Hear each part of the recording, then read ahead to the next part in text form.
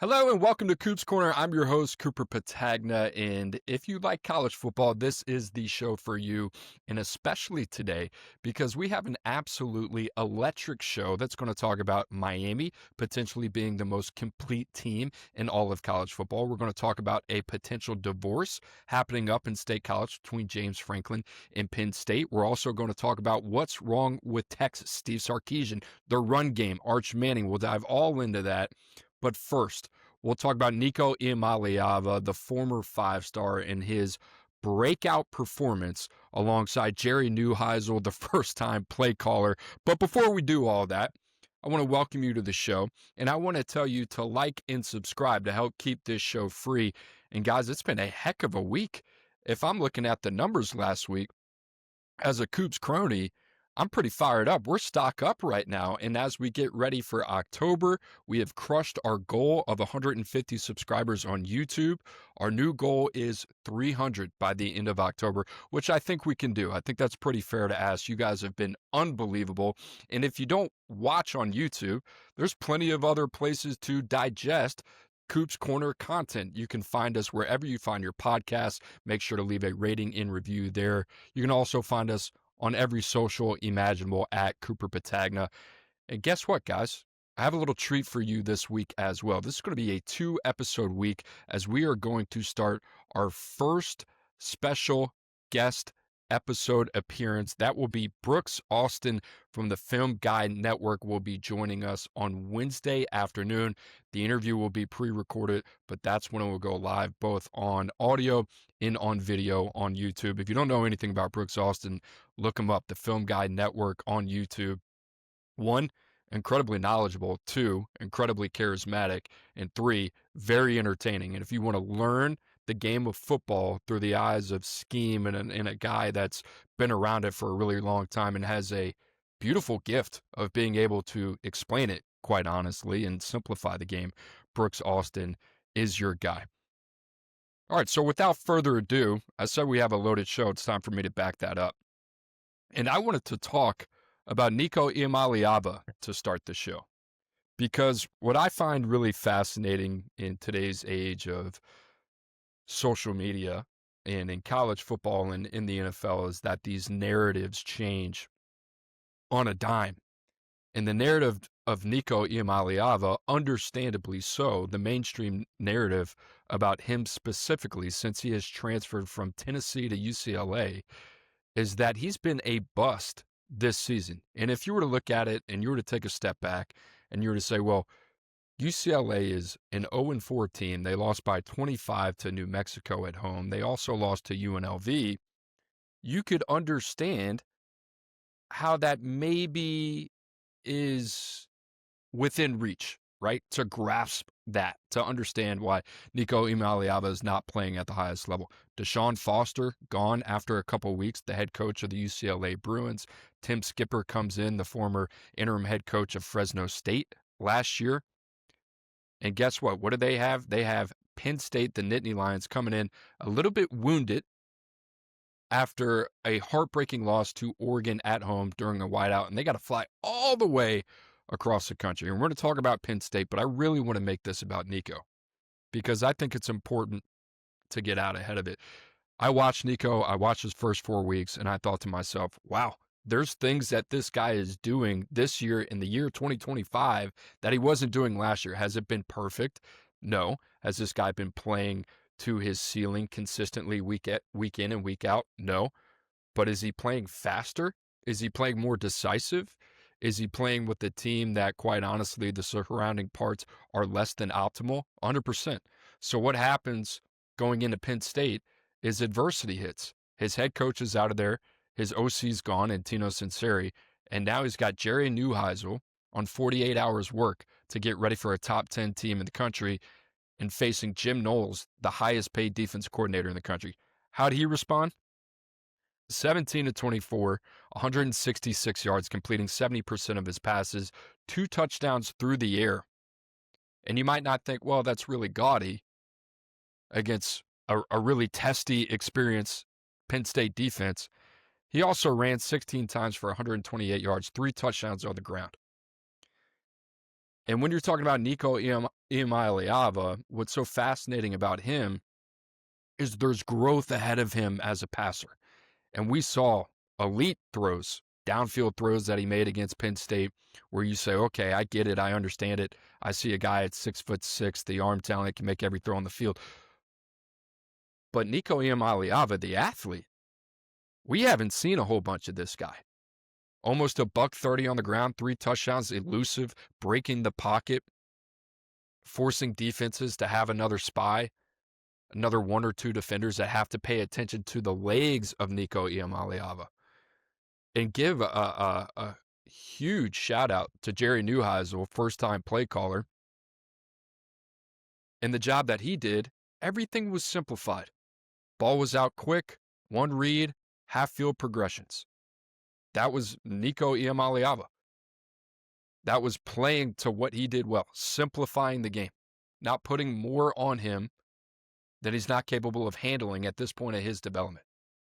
He was sacked 3 times. If you've watched UCLA all year, he's had to deal with pressure, and he's done a pretty good job. But what they unlocked this week in terms of the athlete, and not a lot of it was scripted, but the run game with Nico Iamaleava, you have to love what you saw there for a guy that was the number 2 ranked quarterback behind only Arch Manning in 2023. Everything transpires in Knoxville. It was a messy divorce, ends up at UCLA, 0-4. And you're thinking, all right, we got Penn State coming in town. What to expect here? And the narrative is disappointment. If there's one word to describe it, it's disappointment. I'm watching this guy calling buddies in the league through 4 weeks and saying, oh, hold on. I know he's not perfect. He's entering his second full year as a starter. There's some things that this guy is doing that's exciting. And in this NFL draft class at quarterback, where you have an emerging Dante Moore at Oregon, when you have Lenora Sellers, who's a week-to-week evaluation, when you have Garrett Nussmeier, who's dealing with an abdominal strain and a very poor offensive line play. I mean, Fernando Mendoza at Indiana. The point is that conversation is open. And I'm looking at Nico and I'm saying, wow, this guy is really fascinating. And now that he has an offensive coordinator that seems to understand how to play to his strengths and a budding athleticism on the ground that for the first time in his career is actually being leaned upon, this makes for a really interesting case for Nico Iamaleava. Can he maintain that level of consistency for UCLA? But what does it look like? Where does UCLA go for the head coaching search? Can Jerry Neuheisel continue to adapt as people start to understand maybe UCLA and their tendencies after evaluating them against Penn State? And if Nico were to come out, where would he fit in that conversation amongst those quarterbacks? And I'm not trying to overreact. I'm just saying it's a very promising performance for a guy that has a very, very high ceiling.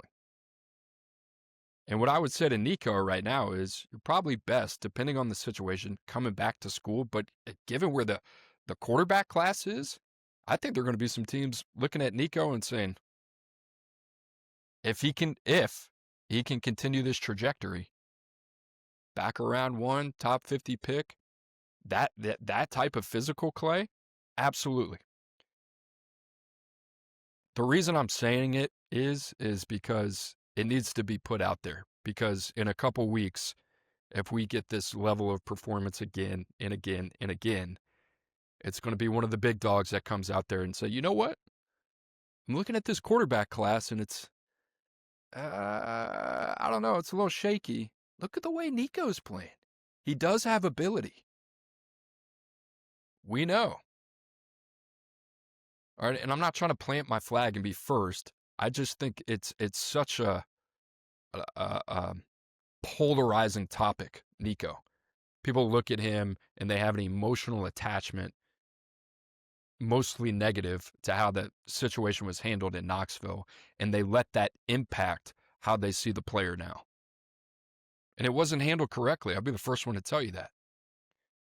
But if you're an evaluator that's looking at it objectively, you got to be really excited to have seen what you saw against Penn State on Saturday.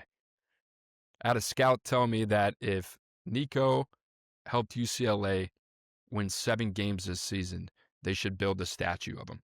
That's what they thought about the supporting cast. So Nico Iamaleava, whether he comes back to school, whether that's at UCLA, whether that's at a different place, or whether he goes to the NFL, it's going to be a really, really interesting guy to watch.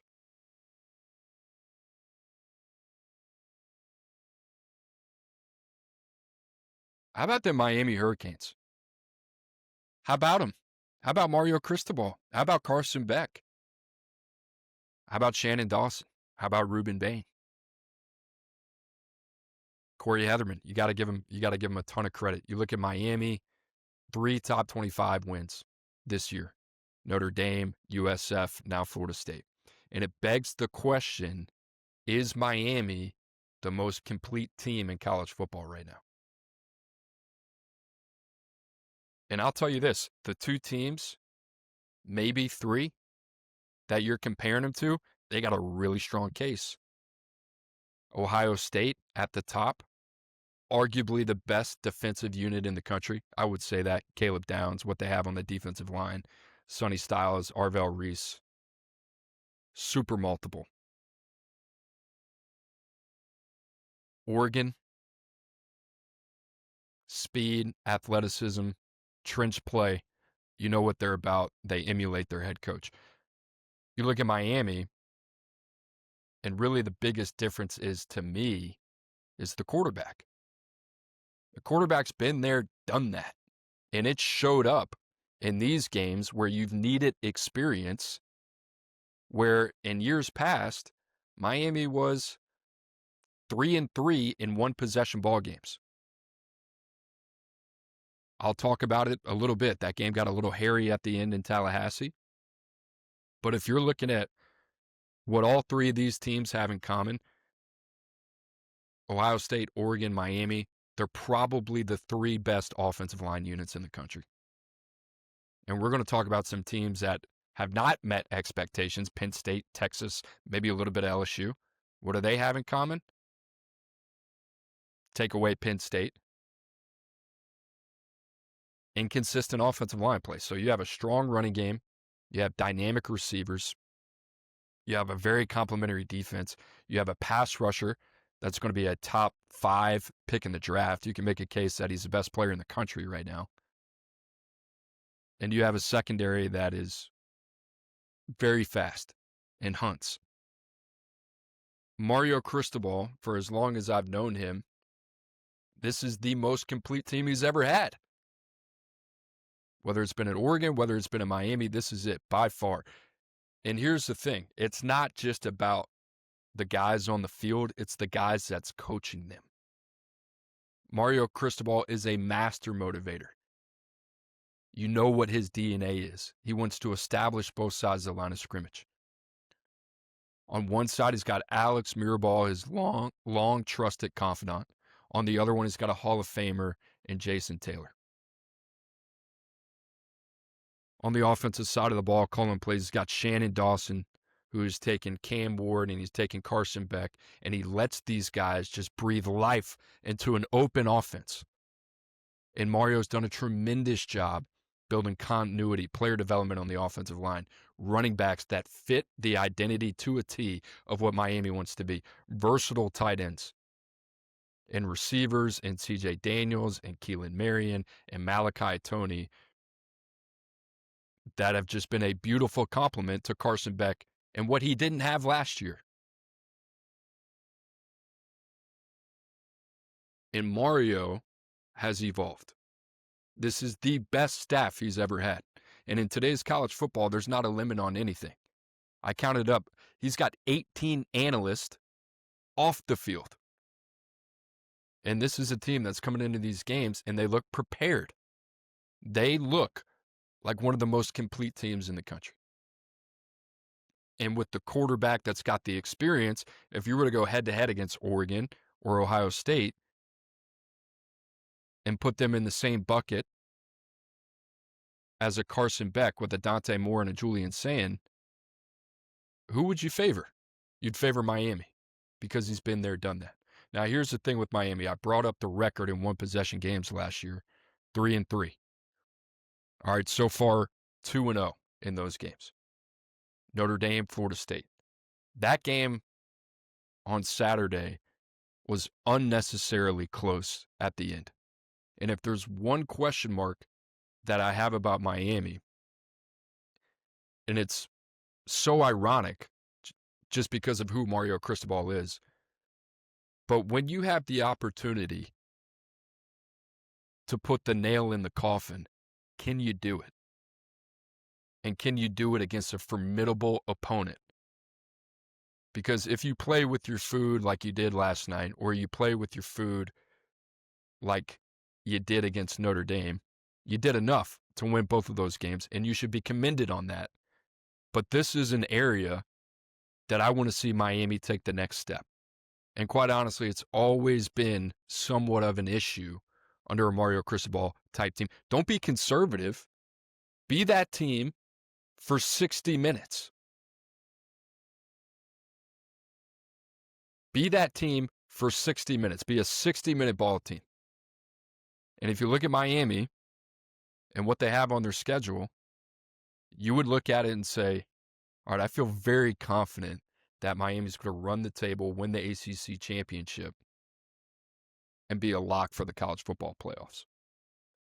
But it was kind of this time last year where things got a little hairy. And that didn't necessarily equate to losses, but it was giving up 34 points to Virginia Tech, almost losing that game at home. It was a ferocious comeback in Berkeley late night against Cal. Give up 38 points there. Louisville, you give up 45. And I get it, new defensive coordinator, new personnel, whole new secondary. That's why you did it. But what I'm saying is, from a psychological standpoint, we have to take the next step. That has to really be the mantra for Miami here. Championship teams have an elite level of focus week to week. It's one thing to battle your ass off against Oregon at home in a whiteout, but when you lose that game and it's a heartbreaker, and the next week you have to go on the road to UCLA, who's 0-4, and there's nobody in the stands, there has to be a heightened level of focus and execution and player-led motivation that carries your team. Penn State didn't have it. All right, now they have a huge mountain to climb to go get back in the college football playoff race. And for Miami, it's about, can you get past Syracuse? Can you get past Georgia Tech? Can you do the little things right for a long duration? And it's really easy when you're under the microscope and everybody's looking at you, and it's these big games, and we got to get up for them to go out there and execute at a high level. Not easy, but you get my point. It's what's expected. And if you're looking at Miami and you're looking at their schedule, Louisville at home, Stanford at home, at SMU. Like, what's it look like over the next month? How are we taking care of business? Because it's all about playing your best football when you get ready for the conference championship and when you get ready for the college football playoff. And that's a high level of execution and urgency week in and week out. Miami's got all the parts. They got all the parts to win a national championship. But this is it. No rat poison, nothing. High level execution, day to day, week to week.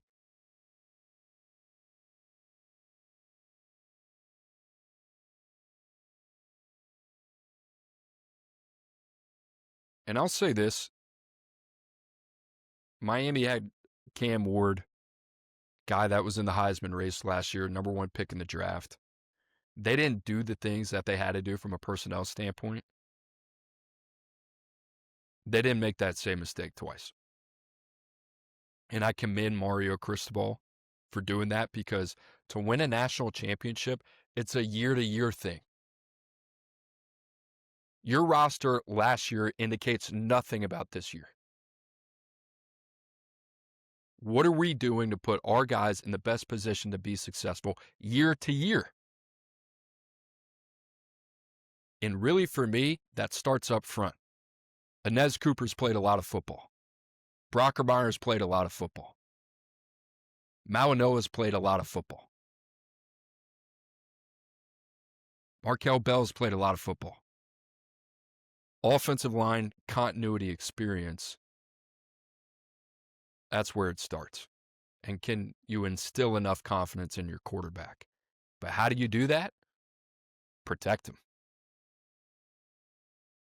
And if there's one part that's indicative of winning for Miami and Miami fans, it's how much Mario, Mirabal, the entire university invest in offensive line play. So if you're a Miami fan, man, I'd be feeling good, confident, but cautiously optimistic. Like, let's keep that business mentality, that foam at the mouth competitor, and let's freaking go. Let's go. We want to be playing our best football when it's the most important time to be feeling really good about ourselves. And in order to do that, we got to take it week to week.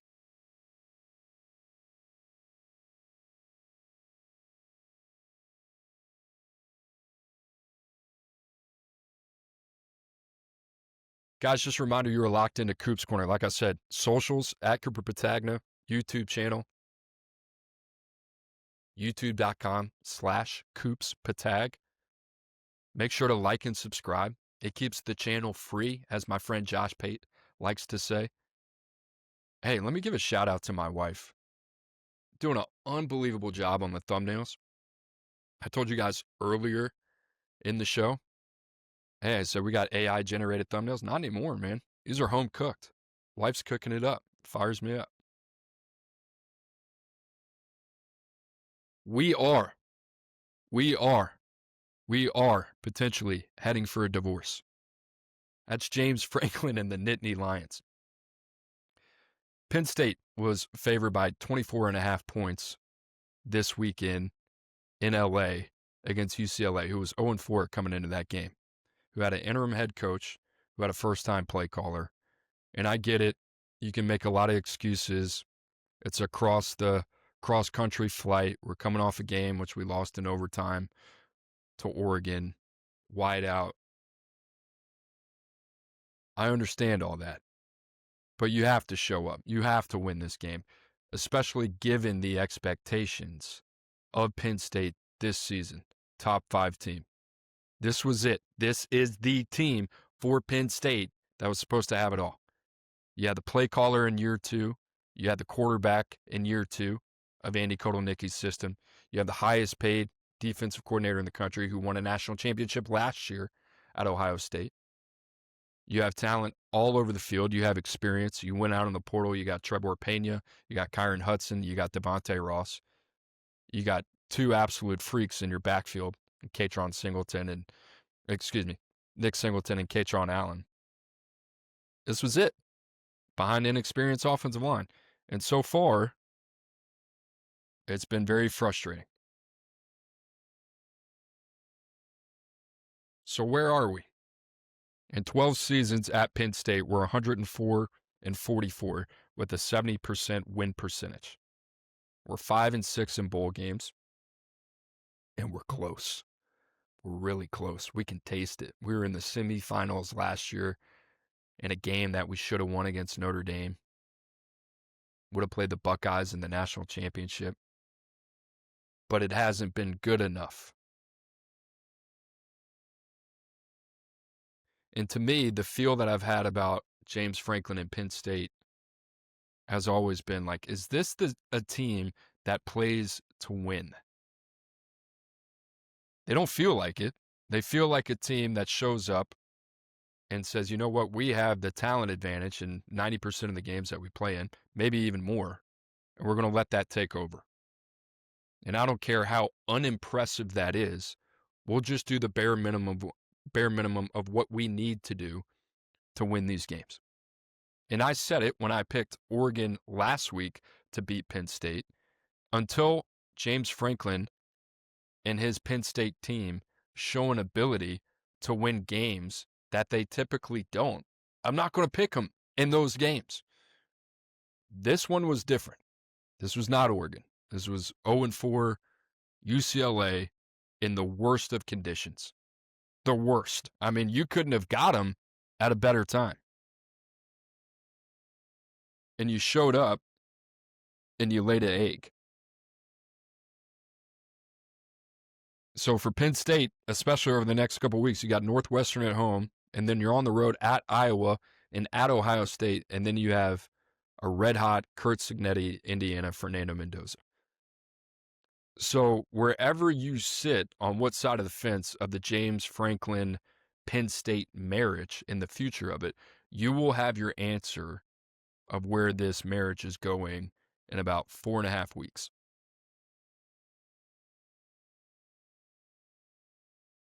And I have a gut feeling it's going to be that Iowa game that's really going to be the gut check. Like, where are we at? You lose to Iowa, then you're on the road at Ohio State, and then Indiana. Those are all three capable teams capable of beating your ass. And you might be saying, whoa, Iowa? You get my point.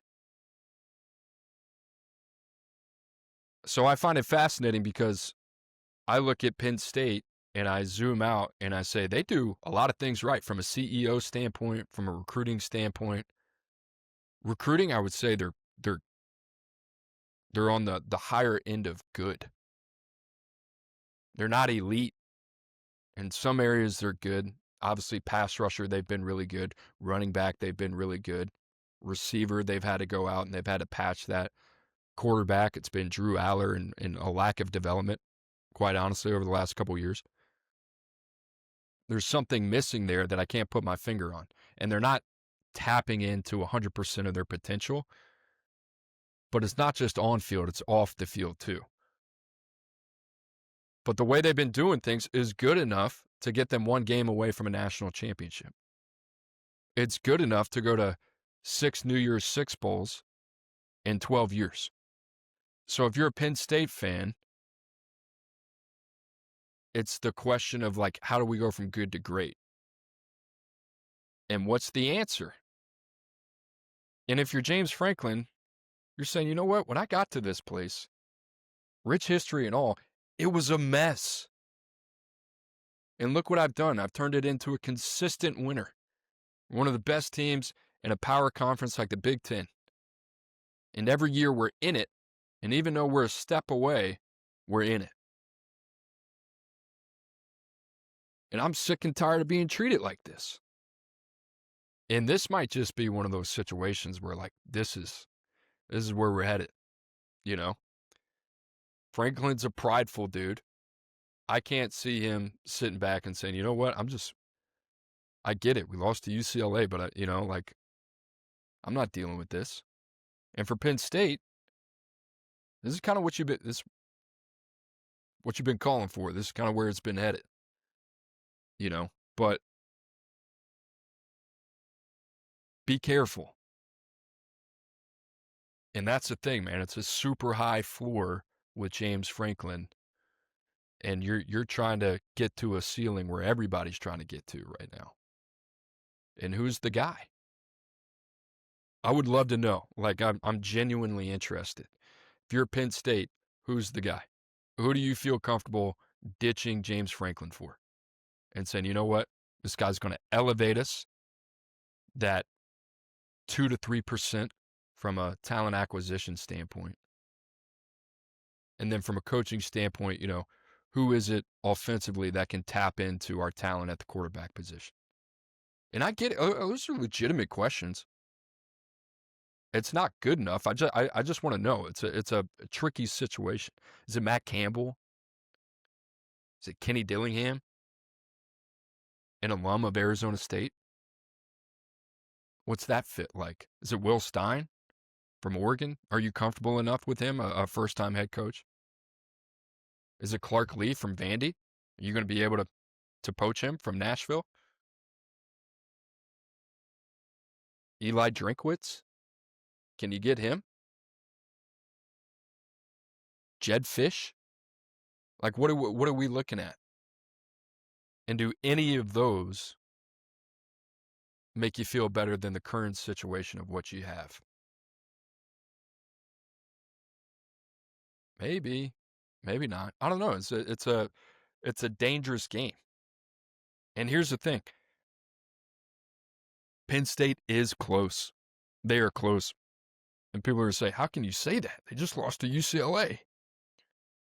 I've seen that before. I've seen that play out before, believe it or not. And what I mean by that is that type of situation where a team just doesn't show up.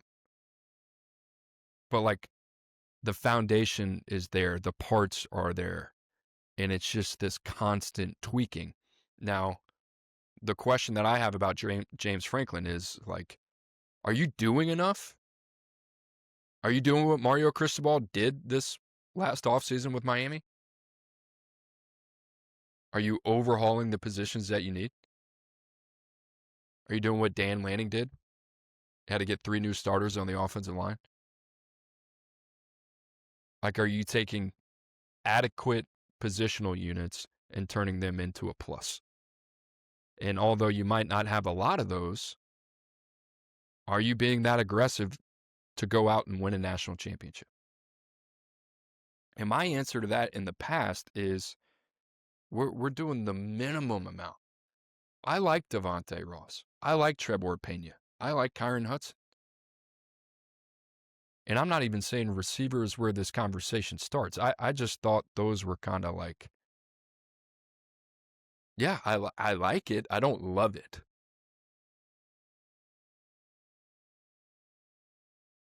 And that's kind of where I am. Like, are we doing the win at all costs type of thing? And his response would probably be, I'm paying my defensive coordinator $3 million. Dude, I get it. But, like, are you doing that within all areas of your organization? And I think that's where he constantly has to be challenged. Put a bow on this thing. James Franklin, here are the jobs that are open right now. Arkansas would not touch if I was him. And that's nothing against Arkansas. It's just like expectations are going to be high. You can build that place back up to a 9-win program, but that's tough in the SEC. UCLA, don't think that makes a lot of sense, especially with the administrative uphill battle that you would have there. Oklahoma State, not really fit geographically. Virginia Tech.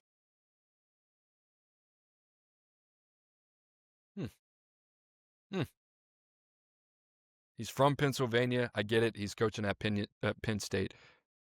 Penn State has done a really solid job in the DMV. And if I was James Franklin, and if I was looking for a program that wanted to win, that had some rich history and that had all the foundations and geographical resources to be successful, but they just needed the right push and the right vision and the right voice from a guy that's been there, done that before. And I'm looking at a conference right now where Virginia's playing well. Tony Elliott's got it going. Clemson sitting there at 2-3, and you're wondering that the identity of that program going forward. North Carolina, absolute disaster. NC State, like, hold on. I'm looking at Virginia Tech, and I'm saying that's that's pretty attractive. So I'd keep an eye on that one. James Franklin, Virginia Tech. And like I said, into October, we're going to have a pretty good idea here. And this is like culture gut check time.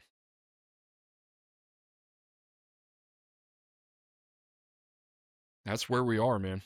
That guy's a winner. He's done it at a high level, and it's the good to great conversation. That's where we're at. And I understand if you're Penn State and you're a Penn State fan, alumni, you want more.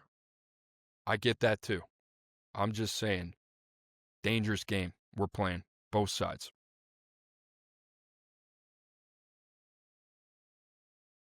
I'd rather talk about teams that are out there playing their ass off and playing really well right now, but it's hard to do that when you got teams like Penn State laying an egg to UCLA and Texas.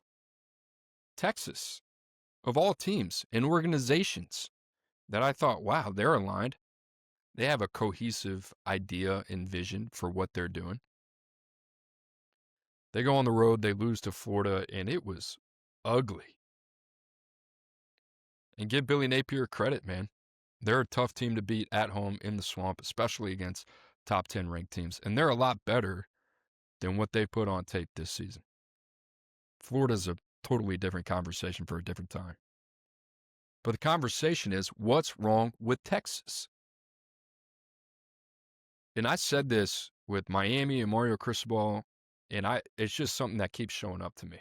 Top 3 teams in the country have the 3 best offensive line units. I've said it, I'll say it again. And we wonder, what's wrong with Arch Manning? What's wrong with Garrett Nussmeier? Let me start with the offensive line play has not nearly been as good as it was advertised to be. And this is my point. Texas went out, flipped their entire defensive line because they felt like that was a real weakness. And they invested in that unit. And for the most part, that unit's held up okay. And then you look at Kyle Flood's unit on the offensive line, and it's been a little bit of a mess. I get it. Gooseby gets hurt at the beginning of the season. He's been dealing with an injury. But your left side of your offensive line, really your left guard, your center,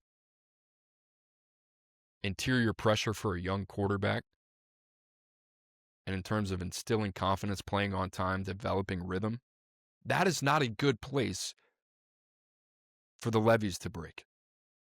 And that's what's happening with Texas right now.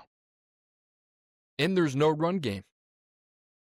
Texas and LSU can't run the ball, having a hard time protecting their quarterbacks. Skill position, good enough. Running backs, good enough. Quarterback, been below average this year. It's called a spade. And that might be even being nice. But it's hard to give that guy a chance if you're not giving him a chance. And here's the thing, what has Kyle Flood done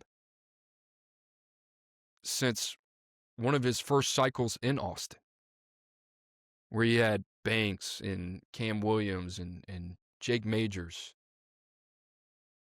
What do we have to show for it right now?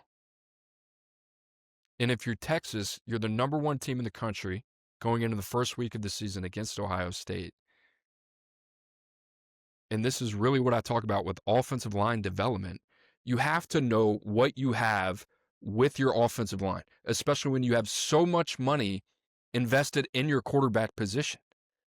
It's not good enough just to say, I hope that guy is where we need him to be. And part of the offensive line development plan should be getting these young guys snaps so you have a better picture of what the year after looks like and what the clarity of that is. And I think a lot of these teams will learn. I think Steve Sarkisian will learn that. But when I look at Texas and where this thing has really kind of gone wrong, and there are a lot of places it's gone wrong, I look at the offensive line and I start there and say, okay, what do you need for a young quarterback to be successful? Need the play caller? Check. Got one of the best in the business. Need the playmakers? Check. Got some young, talented guys. Youthful, inexperienced, but talented. And we need to protect them. I don't know. Okay, so there's one problem with Texas. And you have no balance. No balance whatsoever. And then with the quarterback play, it's frantic. It's all frantic. I mean, it just looks discombobulated. It looks rushed. Go watch Ty Simpson play against Vanderbilt and watch Arch Manning play against Florida. And then just look at the command and the poise of the position. And I'm bringing that up because Ty was a guy that hadn't played a ton. He sat for 3 years, much like Arch has done over the last couple of years. And in terms of the way that each of those two is navigating the offense, completely different. And Ty Simpson playing within himself.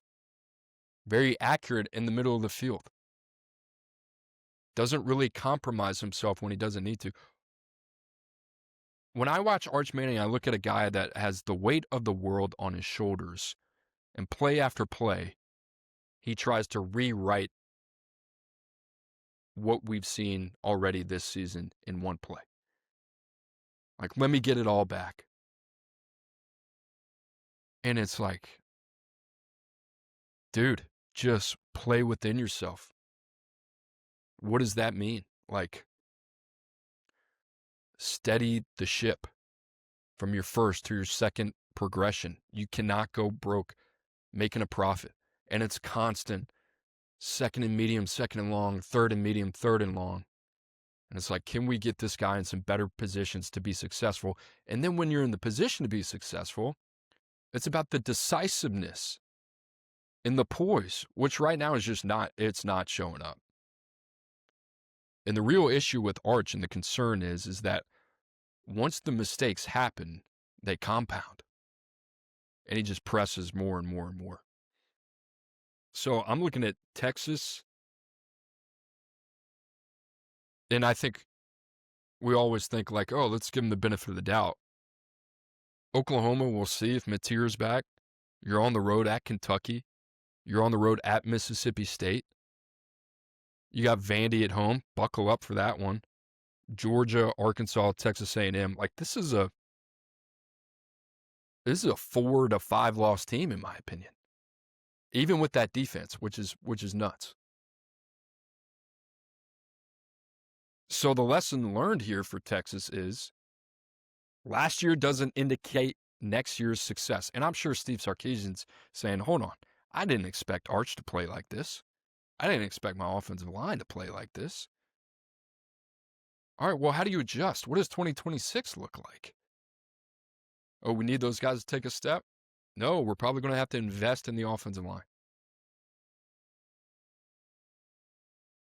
And Arch is going to need a full-scale breakdown, bring him back to base. How do we build this guy back up again? Because right now, he looks broken. There are flashes of high-level throws, but not high-level play. The only thing that I can really take out of Arch is, like, when you're moving the pocket, that's when he seems the most at ease. And I think you just got to play into that athleticism a little bit more. I mean, there is stuff that he is just not seeing, that he is forcing, that is just like, you can't win that way. He's got a long way to go. It's going to be it's going to be super fascinating to see what the Arch thing looks like.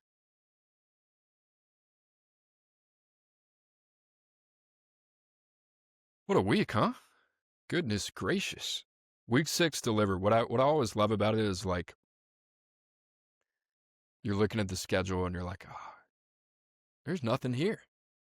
There's nothing here. There's nothing on this schedule that gets me excited. And then all of a sudden you're locked in 2:30 and you're like, whoa, Bruins about to pull this one off. Lagway and Napier getting right. That's what college football is all about, man. You just never know what's going to happen. That's what makes it a lot of fun. I failed to mention this in the beginning. A couple things that stood out. Ty Simpson, to me, is playing really high-level football. And you talk about a guy that's just got pre-snap, post-snap control. And if you listen to these analysts break down Ty Simpson, they'll always say that. Like, oh, post-snap, he's in control and command of Ryan Grubb's offense. I mean, you watch him against Vandy, it doesn't matter. Zone coverage, man coverage, whatever it is, he knew how to exploit it. He has all the answers. That's a guy that's playing a very mature brand, high-level football. And guess what? Alabama's defense makes a play. There's a point in that game where they're almost down 14-0 to Diego Pavia and Vandy. And to me, the difference with Alabama so far in the last couple of weeks has been Ty Simpson. Steady. It hasn't been this up and down performance like we saw from Jalen Milroe last year. It's been a high level, high floor, elite talent on the perimeter, We got enough in the backfield. We got a good offensive line that's capable of getting better and better every week. Let's not beat ourselves. And this is a team that continues to gain confidence. Flip side of that, I would not want to play Vandy. Clark Lee is an absolute stud.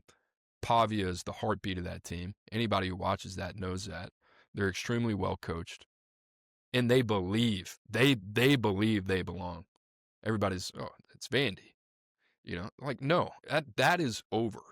That is over. The Vandy tag is over. Clark Lee is legit. He is a dude. Barton Simmons, who used to work at 24/7 Sports, give him his flowers. I mean, that team going into Tuscaloosa, competing for 4 quarters, and not only looking like they belong, but at times you're thinking, all right, Vandy's going to win this game. That's going to be the second year in a row Vandy's going to beat Alabama. And this is not like a team that's like, oh, I'm going to get you. Oh, you better be careful. It's like, no, dude, like, respect these guys. They're legit. Couple other thoughts. North Carolina, disaster. Team doesn't look competitive. Defense looked the same that it did against TCU in week 1. I mean, what are we doing? If I'm North Carolina, rip the Band-Aid. Sorry. Thank you. Appreciate it. Well, I'm just not going to let this be your playground for the next 3 years so you can earn a paycheck and, you'd rather be doing this than doing something else. Too proud of a program. Too much upside there for somebody else to be tapping into. Let's move on. It's been a total sideshow. LSU. Last thing I'll say on this. Carius Kern had to step in last week because starting right tackle Weston Davis took a helmet to the head, I believe, and was concussed.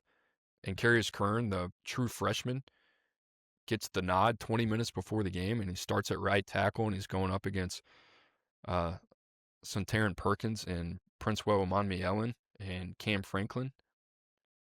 Dude, that guy belongs. It wasn't all picture perfect, but holy smokes, man. I remember talking to some personnel guys at LSU before this season. They're like, this guy athletically, freak. And you see him out there and you're like, all right, this dude needs to be playing. And for a team that can't run the ball, let's adjust. Get your best 5 on the field. I love the fact that you built up depth at left guard with Paul Mupinga and Cohen Eccles. I like the fact that you trust those guys. But if you want to push, especially on the interior, you want to be able to run the football. And I get it. I get why you like Weston Davis. Carius Kern's got to play. And I hope to God they've been cross-training him at left or right guard. And it's not like, hey, this week we're going to try you at a guard. I hope at some point that jumped into the mind of Brian Kelly or Brad Davis. Way too talented, way too gifted, way too physically ready to contribute to a team that has the opportunity to get back on the tracks. And guess what? Saw it with Alabama. They're tinkering. Michael Carroll out there, true freshman, played guard all of his high school career, playing tackle right now for Alabama. Will Conformity slide inside? Let's see what works. That's what it's about. That's why you guys get paid millions and millions of dollars, to be critical thinkers. Carius Kern needs to be in the freaking lineup. And if I was a personnel guy, maybe I'd be overstepping my boundaries, but I'd say, how the hell are we not playing this guy?